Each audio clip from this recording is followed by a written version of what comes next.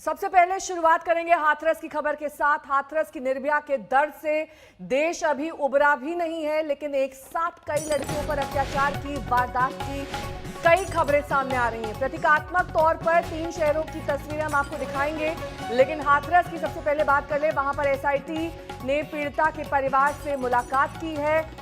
Team ने प्रारंभिक जांच शुरू कर दी है, ऐसा गृह सचिव का कहना है। और एसआईटी की ये टीम हाथरस पहुंच चुकी है। प्रारंभिक जांच शुरू की जा चुकी है। 7 दिन के भीतर एसआईटी को अपनी रिपोर्ट सौंपनी है। और हाथरस, बलरामपुर और बारा 3 जगहों की तस्वीर हम आपको दिखा रहे हैं, जहां पर रेप के साथ साथ दरिंदगी की वारदात सामने आई है। पीड़िता ने दम तोड़ दिया है। इसी तरह बलरामपुर में भी फीस जमा करके लौट रही लड़की के साथ गैंगरेप की वारदात सामने आई है। पीड़िता ने वहां भी दम तोड़ दिया है। राजस्थान के बारा से भी नाबालिग बहनों से गैंगरेप की खबर है। बुलेटिन में इस पर विस्तार से बात करेंगे, लेकिन शुरुआत हाथरस की निर्भया के साथ करेंगे, क्योंकि कब मिल पाएगी ऐसी बेटियों को सुरक्षा, ये सवाल सबके जहन में है। और अब हाथरस मामले में एसआईटी का गठन हो चुका है। एसआईटी की टीम वहां पहुंच चुकी है। और ज्यादा जानकारी के साथ मेरी सहयोगी चित्रा त्रिपाठी इस वक्त हाथरस से सीधे मौजूद है। चित्रा, बहुत ज्यादा दबाव इस वक्त एसआईटी की टीम पर, क्योंकि 7 दिन के भीतर रिपोर्ट सौंपनी है। ऐसे में तमाम सवाल सबके जहन में है। क्या निष्पक्ष रूप से ये रिपोर्ट, ये जांच आगे बढ़ पाएगी? बिल्कुल सही कहा ने आपने। यहाँ पर दबाव में एसआईटी की टीम है। यही वजह है कि जांच की प्रक्रिया बिल्कुल सुबह सुबह शुरू कर दी गई है। आपको बता दें कि रात में तकरीबन 1 बजे के आसपास हम लोग इस गांव से वापस जाते हैं और सुबह सुबह जो 3 सदस्यीय एसआईटी की टीम है वो यहाँ पर पहुँच जाती है। पीड़ित जो पक्ष है उनसे लगातार इस बारे में और ज्यादा जानकारी लेने की कोशिश की जा रही है, क्योंकि परिवार की सीधी ये मांग है कि फांसी की सजा हो, उससे कम कुछ भी मंजूर नहीं। और यही चुनौती एसआईटी के सामने भी है। एक महिला अधिकारी भी उसमें शामिल है, 2 पुरुष हैं। और लगातार उनसे पूछताछ के जरिए जो पीड़ित पक्ष है ये जानने की कोशिश की आखिर उस दिन 14 तारीख की सुबह हुआ क्या था। जो 4 लोग पकड़े गए हैं उनके बारे में और ज्यादा जानकारी इकट्ठी की जा रही है। गाँव के माहौल को लेकर भी ज्यादा जानकारी। ये भी देखा जा रहा है कि पहले किसी तरह की कोई रंजिश का मामला नहीं है, क्योंकि बहुत सारे ऐसे सवाल हैं जिनका जवाब इस एसआईटी, क्योंकि एसआईटी की इन्वेस्टिगेशन के आधार पर ही जो पकड़े गए लोग हैं उनको सजा मिलेगी। और परिवार लगातार उनको फांसी दिए जाने की मांग कर रहा है। यही कारण है कि परिवार वालों से बातचीत के जरिए दरअसल उस दिन सुबह हुआ क्या था, मामला पूरा आगे कैसे बढ़ा, मां से भी लगातार बातचीत की जा रही है, उनसे जानकारी ली जा रही है। हालांकि परिवार के लिए कितना दुखद ये दिन, क्योंकि परसों बीती रात जो कुछ भी हुआ हम सब ने देखा, कैसे पूरा का पूरा देश आक्रोशित हो गया था आधी रात की उन तस्वीरों को देखकर, जब पुलिस की बर्बरता यहाँ पर देखने को मिली थी और बिना घर वालों की परमिशन के शव को जला दिया गया था। तो इसीलिए अब चुनौती कहीं ज्यादा बड़ी है, क्योंकि अब एक छोटी सी भी चूक, छोटी सी भी लापरवाही, छोटी सी भी प्रशासनिक गलती बहुत ज्यादा भारी पड़ सकती है। यही वजह है कि फिलहाल एसआईटी की टीम ने सुबह सुबह अपना इन्वेस्टिगेशन इसलिए भी शुरू कर दिया है, क्योंकि 7 दिनों के इनके पास 7 दिनों का वक्त है। 7 दिनों के भीतर पूरे मामले की जांच करके अपनी जो रिपोर्ट है उसको सौंपनी होगी और उसके बाद फास्ट ट्रैक कोर्ट के जरिए मामले को जल्द से जल्द निपटाने की कोशिश की जाएगी, जिसका वादा योगी सरकार की ओर से किया गया है। यहाँ पर पीड़ित लगातार हम खबर पर बने रहेंगे। चित्रा बने रहे हमारे साथ। इस बीच आपको सुना देते हैं कि पीड़िता के आखिरी शब्द क्या थे। जैसे मैं तड़प रही हूँ मेरी बेटी। नहीं, आप रोइए मत। 2 दिन बाद भी हाथरस जिले के चंदपा थाने के गांव बूलगड़ी में मातम, गम और गुस्सा पसरा हुआ है। 15 दिन तक जिंदगी और मौत के बीच झूलने के बाद हाथरस की निर्भया दिल्ली के अस्पताल में जिंदगी की जंग हार गई। टूट गया उसका वादा जो उसने अपनी भाभी से किया था। मैं बोलती थी मैं ठीक होके घर आऊंगी ना, भाभी कैसी है मेरे से पूछ रही, तो ये चीज मन में लगी है कि वो जीना चाहती थी, मैं ठीक होके घर आऊंगी। हाथरस की निर्भया जज्बे से भरी लड़की थी। अपने साथ हुई दरिंदगी के जख्मों से उभर कर वो जीना चाहती थी, लेकिन अफसोस ऐसा हो न सका। वो तो दुनिया से चली गई और वो भी मरी नहीं है, वो जीना चाहती थी। इन लोगों ने जो राजवीर दिलेर करके जो आ रहे हैं आज हमें मतलब दिलासा दे रहे हैं कि सब कुछ ठीक हो जाएगा, उन्होंने ही सब खत्म कर दिया हम लोगों का, उन्होंने ही खत्म कर दिया। उनकी बेटी भी आई, वो भी आई, उनकी वाइफ भी आई। उन लोगों ने यही बोलते रहे सब कुछ सही हो जाएगा। 1 सप्ताह तक अगर अच्छा हॉस्पिटल, अच्छी ट्रीटमेंट मिलता ना तो शायद वो दीदी आज हमारी जिंदा होती। वो जीना चाहती थी, इन लोगों ने जानबूझ के मारा है उन्हें।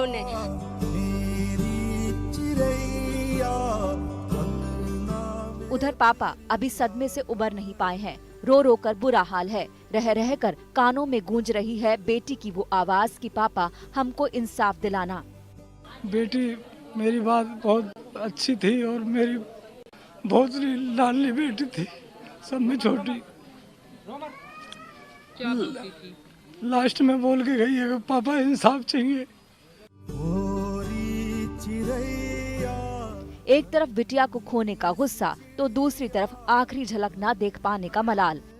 पैर पकड़े मेरी बेटी को दे दो। झोली फैला के आप कह रही थी मेरी बेटी को दे दो, लेकिन नहीं सुने। नहीं सुने, पुलिस वाले बिल्कुल नहीं सुने। नहीं सुने।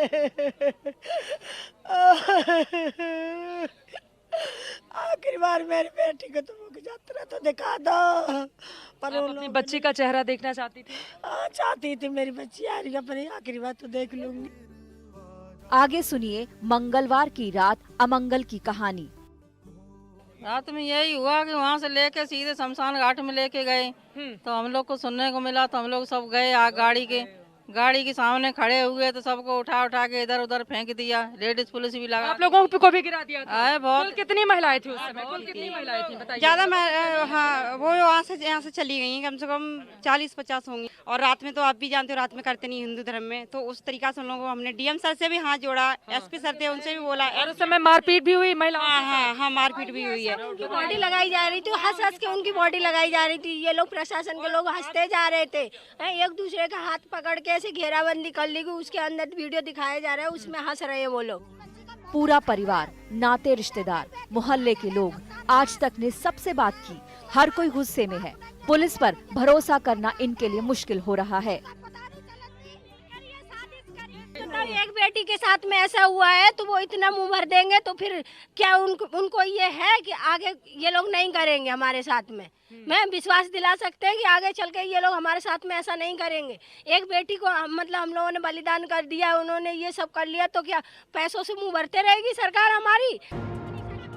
पीड़ित परिवार के घर के बाहर पुलिस का पहरा है। प्रशासन के मुताबिक ये पहरा परिवार की सुरक्षा के लिए लगाया गया है, लेकिन परिवार के लोगों को लगता है कि ये अभी भी उनका मुंह बंद करने की कोशिश है। यही है, जो हम लोगों से मिलने वाले आ रहे हैं वो बाहर से लोग आए ना, जो हमारी आवाज आगे तक ना पहुंचे, इसलिए लगाई गई है वो। सुबह 9 बजे का वो वक्त था और उसके बाद इस तरह का जघन्य अपराध इस गांव में घटित होता है। अपने आप में बेहद शर्मनाक ये पूरा का पूरा मामला, क्योंकि पुलिस की लापरवाही यहाँ पर सीधे देखने को मिली और इसी वजह से गांव में गुस्से का माहौल है। गुस्से का आलम ऐसा है कि परिवार को अब निर्भया के गुनहगारों के लिए फांसी से कम कुछ भी मंजूर नहीं। एक और निर्भया दरिंदगी की शिकार हो गई, छोड़ गई समाज और सरकार को फिर से उन सवालों के बीच, बेटियों के लिए कब सुरक्षित होगा हमारा समाज। हाथरस से चित्रा त्रिपाठी के साथ आज तक ब्यूरो। और इस वक्त की बड़ी खबर आपको बता दें, कांग्रेस महासचिव प्रियंका गांधी हाथरस जाएंगी। उनका जाना तय हो चुका है। प्रियंका गांधी आज ही हाथरस के लिए रवाना होंगी। पहले उनके जाने को लेकर अटकलें लगाई जा रही थी, लेकिन अब उनका दौरा कंफर्म हो चुका है। प्रियंका हाथरस में पीड़िता के परिवार से मुलाकात करेंगे। मेरे वरिष्ठ सहयोगी राजदीप सरदेसाई इस वक्त तमाम जानकारी के साथ मेरे साथ जुड़ गए हैं। राजदीप, प्रियंका सिर्फ परिवार वालों से मुलाकात करेंगी या फिर उन पुलिस वालों से भी जिनकी भूमिका इस पूरे मामले में बेहद संदिग्ध? देखिए नया, अब तक जो जानकारी है उसके मुताबिक प्रियंका गांधी वाड्रा करीब 11 बजे हाथरस के लिए रवाना होगी। अब वो वहाँ किन से मिलेगी, कैसे क्या उनका प्रोग्राम है वो तय नहीं है, लेकिन एक बात तो तय है कि वो परिवार से जरूर पहले मिलेगी, क्योंकि उन्होंने परिवार से लगातार 2 दिन से संपर्क किया है। पिताजी से, लड़की के भाई, पीड़िता के भाइयों से वो लगातार संपर्क में रही है और कांग्रेस ने ये मुद्दा काफी उठाने की कोशिश की है। कल से ही उत्तर प्रदेश में उनके प्रदर्शन शुरू हुए थे, तो प्रियंका गांधी वहां जाने से एक तरह से कांग्रेस ने तय किया है कि ये एक बड़ा मुद्दा वो बनाना चाहती है, एक राजनीतिक मुद्दा भी बनाएगी और इसके साथ साथ प्रियंका गांधी चाहती है कि जो एक तरह से जो गुस्सा हाथरस के बाद खास करके दलित समुदाय में दिखाई दे रहा है उसको किस तरह से वो आगे बढ़ाए। लेकिन उनका कहना है वो पहले परिवार के साथ हमदर्दी दिखाना चाहती है, सहानुभूति दिखाना चाहती है, ये राजनीतिक मकसद से नहीं किया जा रहा है।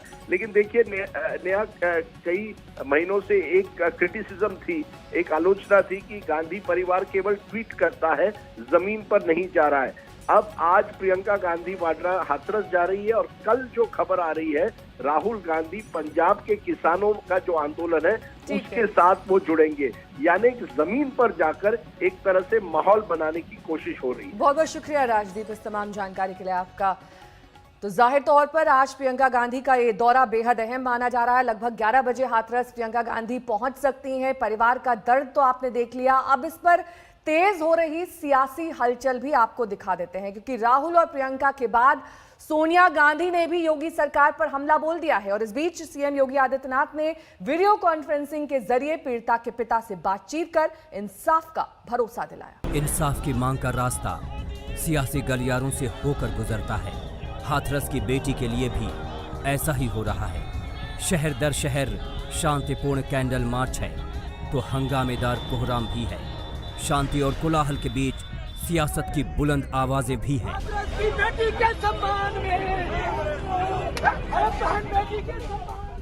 हाथरस की निर्भया की मृत्यु नहीं हुई है, उसे मारा गया है एक निष्ठुर सरकार द्वारा, उसके प्रशासन द्वारा, उत्तर प्रदेश सरकार की उपेक्षा द्वारा। उसके परिवार के साथ कैसा व्यवहार किया कि अपनी बेटी की लाश आखिरी बार अपने घर नहीं ले जा पाए, उसकी चिता उसके पिता जला नहीं पाए, उनको एक कमरे में बंद किया। इस तरह का व्यवहार अमानवीयता का सबसे बड़ा उदाहरण है। आपकी सरकार कितनी अमानवीय है, क्या क्या हो रहा है उत्तर प्रदेश में। आधी रात को हाथरस की बेटी के अंतिम संस्कार को लेकर योगी सरकार बुरी तरह घिरी। चौतरफा हमले हुए और किरकिरी हुई। प्रधानमंत्री मोदी ने खुद फोन घुमा दिया तो मुख्यमंत्री योगी ने घर वालों से पहले फोन पर बात की और फिर चंद घंटे बाद फेस टू फेस यानी वीडियो कॉन्फ्रेंसिंग के जरिए पिता से बातचीत में मुख्यमंत्री ने घटना पर काफी दुख जताया और अधिकारियों पर नाराजगी। जी आप माँ से मिलिए, आप माँ से मिलिए, आप माँ से मिलिए। ये माँ है, ये माँ सांसद जी भी मेरी बेटी को दिखा दो, थोड़ा बहुत दिखा दो। सीधा लेके चले गए शमशान घाट, सब नहीं दिखाया, चेहरा नहीं दिखाया। सीएम योगी ने परिजनों को 25 लाख के मुआवजे, भाई को नौकरी और घर का वादा किया। बदले में सरकार ने परिजनों से लिखवा लिया कि वो पूरी तरह संतुष्ट हैं। हाँ, सीएम साहब ने बताया कि आपकी जो क्या कहते हैं वो जो बेटी की जो घटना है वह तुम्हें पूरा इंसाफ मिलेगा, उसमें कोई वो फेरबदल न होगा। नहीं, सरकार ने मांग मंजूर कर ली है। इनकी मांग ये थी कि हमको 25 लाख रुपया दिया जाए और एक सरकारी नौकरी, सरकारी आवास, एसआईटी की टीम की गठित की जाए और दूसरा फास्ट ट्रैक कोर्ट से बच्ची को न्याय मिलाए। तो उससे ये संतुष्ट हैं पूरी तरह से। आधी रात को पीड़िता के अंतिम संस्कार को लेकर परिजनों में जोरदार नाराजगी थी। समझाने बुझाने के लिए पहुंचे डीएम और एसपी खदेड़ दिए गए थे। ठीक है, आप शांत हो जाइए।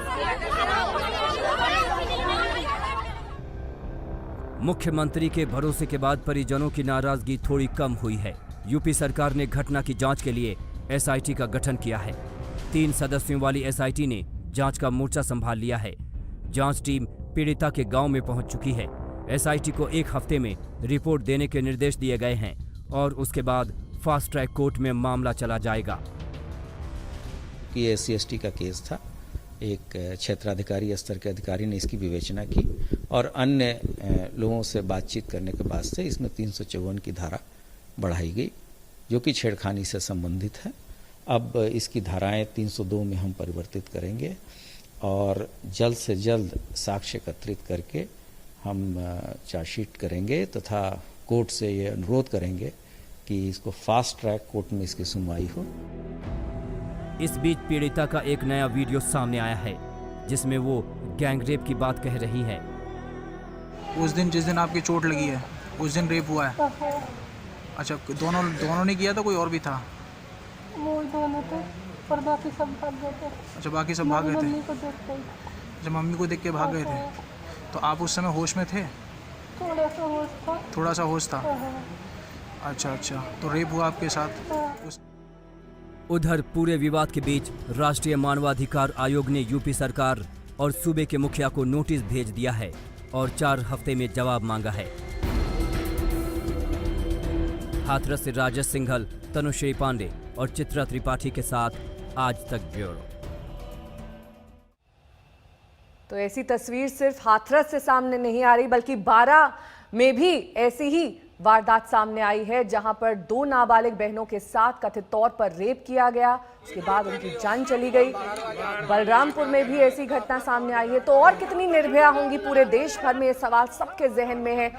आपको बता दें कि बलरामपुर में कॉलेज की फीस जमा करके लौट रही थी छात्रा, जिसके बाद कथित तौर पर उसके साथ गैंग रेप किया गया। हालांकि आरोपी को गिरफ्तार कर लिया गया है, लेकिन 12 भी आपको लिए चलेंगे, वहां से हमारे सहयोगी शरद कुमार जुड़ेंगे। लेकिन सीधे इस वक्त रुक करेंगे हाथरस का, जहां से मेरी सहयोगी चित्रा त्रिपाठी तमाम जानकारी के साथ जुड़ गई। चित्रा, हम हमेशा ये देखते हैं कि जब इस तरह की वारदात होती है उस पर सियासत खूब होती है। ऐसे में कांग्रेस महासचिव प्रियंका गांधी आज हाथरस पहुंच रही हैं, वहां पर पीड़ित परिवार का हाल लेंगी। एक तरीके से इसे ऐसे भी हम समझ सकते हैं कि कांग्रेस दलित वोट बैंक को साधने की कोशिश भी करेगी और साथ ही हमदर्दी भी जताकर ये बताएगी कि योगी सरकार पूरी तरीके से कानून व्यवस्था को बहाल रखने में उत्तर प्रदेश में फेल है।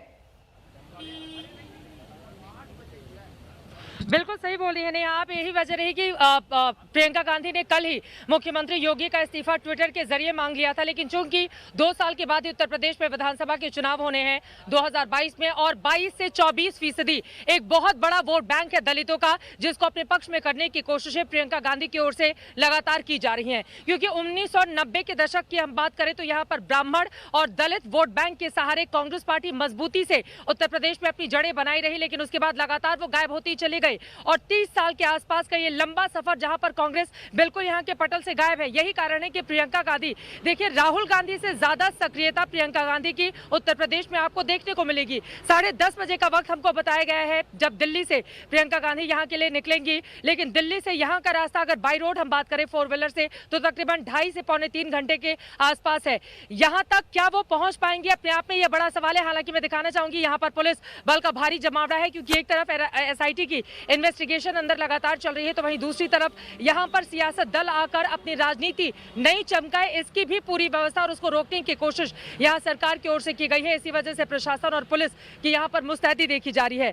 लेकिन शुद्ध सियासत का ये एक चेहरा है। प्रियंका गांधी यहां पर सीधे परिवार वालों से मिलने के लिए ही आ रही हैं, उनका दूसरा कोई भी और इरादा नहीं है। परिवार से मुलाकात करके पीड़ित परिवार के प्रति वो अपनी संवेदना व्यक्त करेंगी, लेकिन जाहिर तौर पर इसके पीछे का मकसद यही है कि कांग्रेस की जो हिली हुई जड़ें हैं उसको मजबूत करने की कोशिश के तहत प्रियंका गांधी 10:30 बजे दिल्ली से जो अभी मेरी तुरंत बात हुई है, नजर बनाए रखी, क्योंकि प्रियंका गांधी आज सुबह लगभग 10:30 से 11 के बीच में हाथरस पहुंच सकती हैं। लेकिन हाथरस जैसी ही घटना राजस्थान के 12 से सामने आई है, वहां से मेरे सहयोगी शरद कुमार इस वक्त जुड़ गए हैं। शरद, क्या डिटेल्स, क्या जानकारी मिल पा रही है यहाँ की वारदात के बारे में? 2 नाबालिग बहनों के साथ बलात्कार की घटना बेहद शर्मनाक। देखिए, उत्तर प्रदेश हो या राजस्थान हो, महिलाओं के साथ अत्याचार और बलात्कार के मामले में सरकारों का जो रुख है एक तरह का ही रहता है। जिस तरह से परिवार लगातार आरोप लगा रहा है कि धमकी देकर उनका मुंह बंद करा कर रखा गया। हालांकि पुलिस का वर्जन ये आया है कि हमने मजिस्ट्रेट के सामने 164 के बयान करा दिए हैं और अब हम जगह परिवार कह रहा है तो हम दोबारा से मुकदमा दर्ज करेंगे। आज ये देखना दिलचस्प होगा कि प्रियंका गांधी हाथरस तो जा रही है, लेकिन क्या गहलोत सरकार इन बच्चियों के कहने पर मुकदमा बलात्कार का दर्ज करती है नहीं करती है? अब तक बलात्कार का मुकदमा दर्ज नहीं किया गया है। परिवार ने आरोप लगाया है कि डरा धमकाकर पुलिस के दबाव में बच्चियों का मुंह बंद करके रखा गया था। तो ये देखना दिलचस्प है कि अब सरकार जो है यूपी में जिस तरह से कांग्रेस रुख अख्तियार कर रही है, क्या राजस्थान में अख्तियार करती है? क्या इन बच्चियों को जो कह रही हैं, आरोप लगा रही हैं, उस पर मुकदमा दर्ज किया जाता है, आरोपियों को गिरफ्तारी होती है? एसपी ने रात को 11:30 बजे प्रेस कॉन्फ्रेंस की है और कहा है कि हमने इस पूरे मामले में कार्रवाई की थी। बच्चियों ने मजिस्ट्रेट के आगे ये मना कर दिया मुकदमे का, इसलिए मजिस्ट्रेट से हमें दोबारा परमिशन लेना होगा मुकदमा दर्ज करने का। ये कुल मिलाकर सियासत है। लेकिन अगर 13 साल की और 15 साल की लड़कियां कह रही हैं कि एक नहीं कई बार उनके साथ बलात्कार हुआ है, तो कम से कम इस मामले में पुलिस को जांच करनी चाहिए। शरद, इनका मेडिकल कराया गया है? शरद, हुए बयान का बहाना लेकर देखिए, पुलिस का कहना है कि मेडिकल कराया गया है, मेडिकल में बलात्कार की पुष्टि नहीं हुई है, लेकिन दोनों लड़कियां कह रही हैं कि हमारे साथ क्या हुआ हमें पता नहीं, कहां ले जाया गया, क्या हुआ, दोबारा जांच की मांग कर रही हैं, क्योंकि उस वक्त वो उनका कहना है कि वो सखी हाउस में थी, जो नारी निकेतन था, वहां उनको रिकवर करके रखा गया था और वहां पर पुलिस के निर्देशन में सारी कार्रवाई हो रही थी। अब वो घर पहुंची हैं, तो घर जाकर वो बलात्कार के आरोप लगा रही हैं। अब पुलिस का कहना है कि अगर नए सिरे से कोई तथ्य लड़कियां रख रही हैं तो उस पर हम मुकदमा दर्ज करके कार्रवाई करेंगे, लेकिन अभी तक ये कार्रवाई शुरू नहीं हो पाई है। ठीक है, बहुत बहुत शुक्रिया इस तमाम जानकारी के लिए आपका। शरद हमारे संवाददाता बारां राजस्थान से जानकारी दे रहे थे, क्योंकि हाथरस का मामला गरमाया तो वहीं राजस्थान के बारां से भी दिलाने वाली एक खबर आ गई। बारां की 2 नाबालिग बहनों के साथ लड़कों पर अगवा करने और बलात्कार करने का आरोप लगाया गया है, लेकिन पुलिस ये कह रही है कि रेप हुआ ही नहीं है। इस बीच पूरे मामले पर सियासत तेज हो गई है।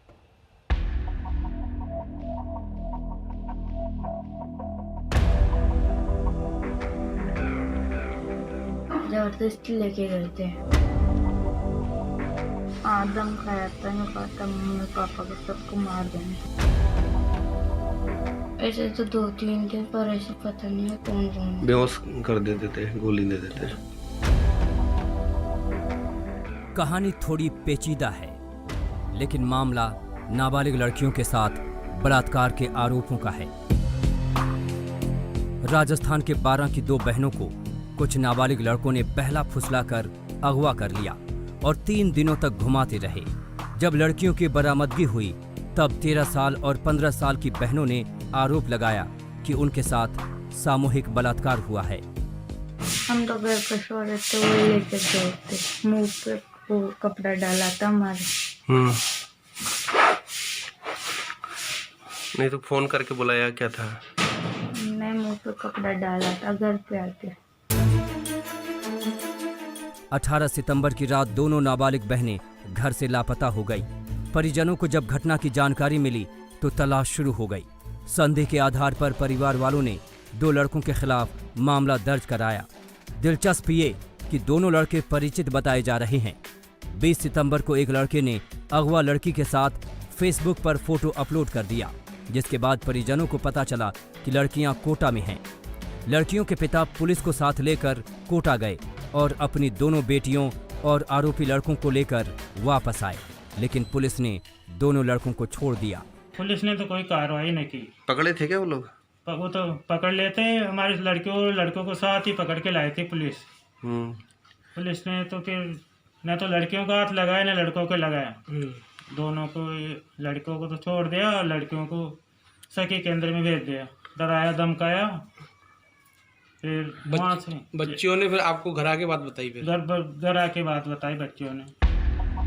लड़कियों का आरोप है कि दोनों लड़के उन दोनों को लेकर अजमेर, जयपुर और कोटा गए। तीनों शहरों में कुछ दूसरे लड़कों के साथ मिलकर बलात्कार किया। इतना ही नहीं, लड़कियों का आरोप है कि लड़कों ने उन्हें नशीली दवाएं देकर भी बलात्कार किया। मतलब जो लेके गए थे ना, हमें चौक नहीं था और जबरदस्ती लेके गए थे। और फिर ना वो जैसे खाना वो जा जाते थे ना, वो दो ही जाते थे, वहाँ से कुछ लेके आते थे जो खिलाते हमें।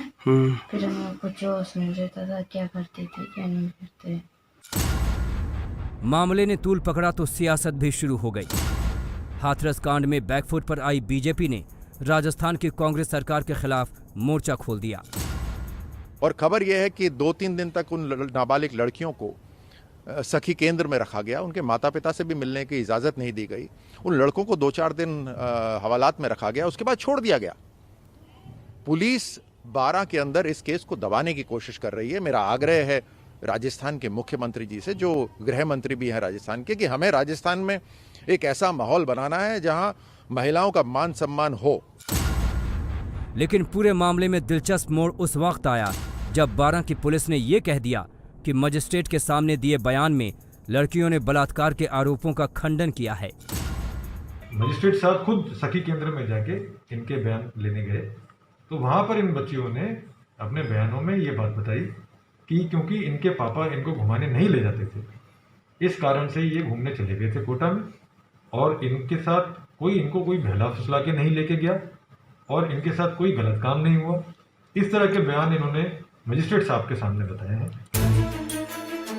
पुलिस के दावे पर अगर यकीन करें तो दोनों लड़कियां अपने आरोपों से मुकर गई हैं।